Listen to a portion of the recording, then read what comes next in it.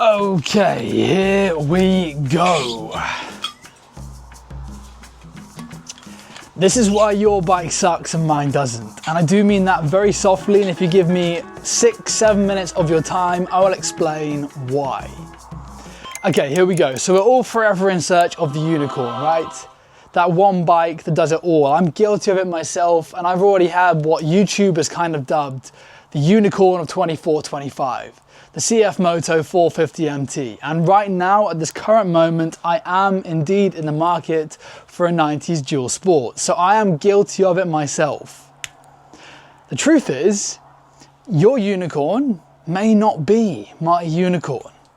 And the voyage to finding that one bike to do it all is probably best likened to the voyage to trying to discover the edge of the earth, right? It will just never, ever end. The one bike that we want to grow old on, to pass down to the kids, the grandkids, invite it into the family. The one bike that will munch up concrete miles, tarmac miles, mile after mile, and then also dominate desolate landscapes. Then on the occasional weekend, pop us into town with the wife or the girlfriend on the back for a quick coffee. You know, one of those bikes. That one bike that does it all, otherwise dubbed as the unicorn, the perfect bike for it all. I mean, I know that in an ideal world we would all own 2, 3, 4 bikes, but let's be real.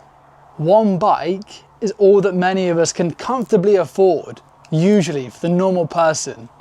So maybe we are looking at this whole unicorn thing from the wrong angle. Maybe, hear me out here, maybe the unicorn is simply just that one bike that we actually want to ride, the bike that invites you in every day. The truth is, personally, at least right now, I think I've found mine. Right? Seagulls. There's this quote that goes something like, the best bike for the job or the best bike for you is the bike that you already have. It goes for everything in life. I've heard it many times, and I heard it again at the ABR festival on the weekend.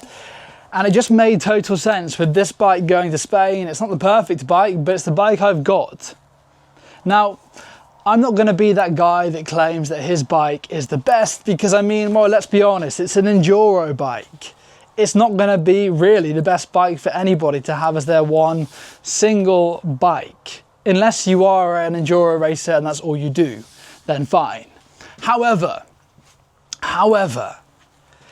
this bike did only cost me around £2,000.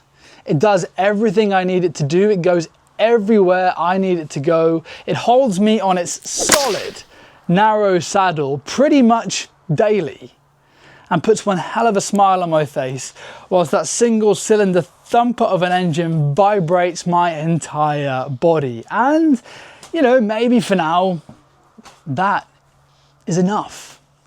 Because here's the thing, right? You see a brand new model, and suddenly your own bike feels somewhat inadequate, right? This isn't an accident, it's a strategy.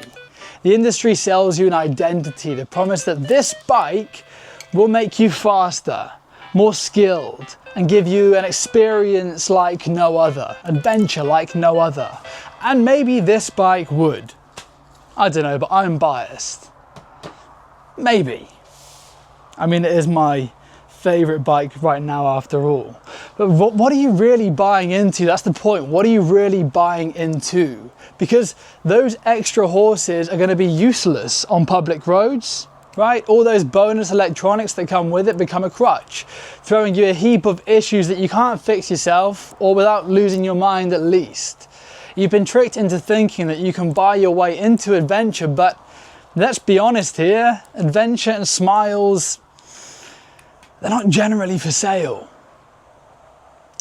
So if it's not the new flashy bike on the block with all the new mods and whatnot, then what is it really? I think, personally, the unicorn is simply the bike that makes you crave being in the saddle every day. You know, and if we're going to go and buy that new shiny bike with all of the mods, then be afraid to ride it, to throw it down in the dirt, to munch up those tarmac miles because it's the weight of what? A Galapagos giant tortoise. It means that you end up working double time at the day job because it costs you upwards of 15k. Well, then I would argue, really,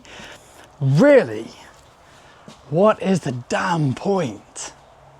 So let's get back to the point at hand. Why am I arguing that my bike is better than yours? Well, I mean, on paper, it's probably far from it, let's be honest. But I would argue as well that it's because I ride it all of the time, right? It pulls me towards adventure. When I'm not riding it, I want to be on it. It gets me excited to ride every single time. And it just puts a smile on my face. I can't stop smiling on this thing. Every hour that I spend on this bike, it feels like I'm forging a deeper connection. You know, I learn its personality, how it communicates through all its little defects and niggles that I figure out along the way, things that go wrong with it. I mean, it's battered. It kind of becomes an extension of me. I become a part of the bike and the bike becomes a part of me. You know, so to wrap it up, chasing the best, newest bikes can sometimes be a hollow game, in my opinion. So my 2 cents, save your money for the adventure. Stop chasing and start riding. And that is why I would argue that my bike could very well be better than yours. Or maybe a better way to phrase that would be, the bike that you've got could be all that you need. Anyway, thank you for entertaining me with that. I have got a trip to Wales this weekend and I cut hedge cutting today, took the top of my kneecap off. So I've got stitches in there right now and I can't bend my legs. So we're gonna see how we go this week and then hopefully, preparations on this bike will begin over the weekend on Monday.